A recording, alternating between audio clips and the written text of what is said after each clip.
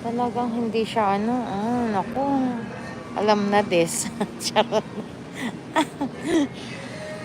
Ang haba. Kaloka. Hmm? Oh, yung mahilig sa mahahaba. Pati talong, mahahaba, oh. Mm. 'Di ba? Grabe yung talong. Hindi siya talaga Pinoy na talong. Noon hindi ko alam yung pagkaiba ng Pinoy at saka ano. Yung Pinoy na talong pala is yung hindi purple. Ano pala siya? Teka. Ito pala yung Pilipino talong. Ito din yung pagkakaiba. Maliit.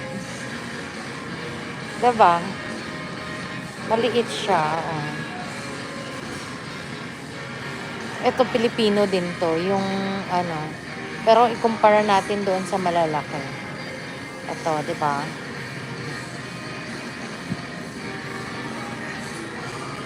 Ito, yung kumpara mo yung Pinoy at saka yung ano. Saan dyan yung Pinoy? Kaloka. Aray ko po. Haba. Haba.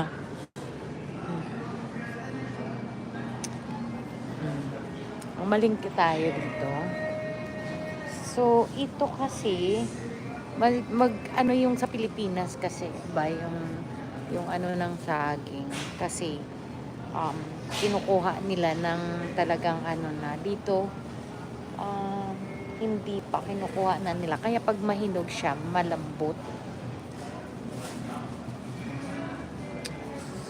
So eto yung latundan sa atin kasi pag ano latundan masarap siya, diba? Mabango saka ano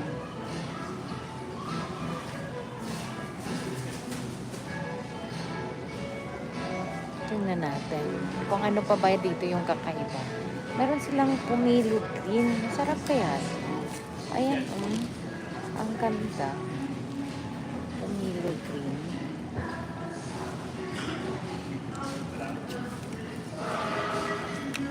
Natin kung ano pa yung pwede nating bilhin dito na hindi yung wala sa mga grocery dito sa Amerika. Yan yung papaya nila dito. Ang hahaba. Sarap nito. Pero parang hinog na, ano masyado. Kasi hinanap yung Malaki. bibili ako ng ganito, hindi ko sinuswerte, hindi masarap. Hindi masarap. So, hindi, yung tamis niya iba. Oo, iba. Oo. Yun nga ang sinasabi. Bili kasi matagal na ako. Ang sarap kasi ng papaya din, di ba? Yung sa atin. Kasi sa atin kahit hindi hinog, masarap siyang ano yung kunting ano lang. Masarap. Kasi minsan parang, pero depende lang siguro kung anong mapipili. Kung anong mapipick up mo. Correct. Wala sila nang kuha niya papaya, ganun the best. Kaya, ay, ito meron, kaya mahal. Ay, iba din yan.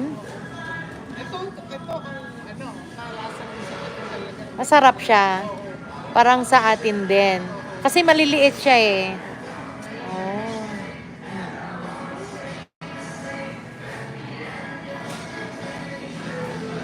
So, ayan. Ito yung ano, ang lalaki ng langka. Promise mo. As in, super, super laki niya.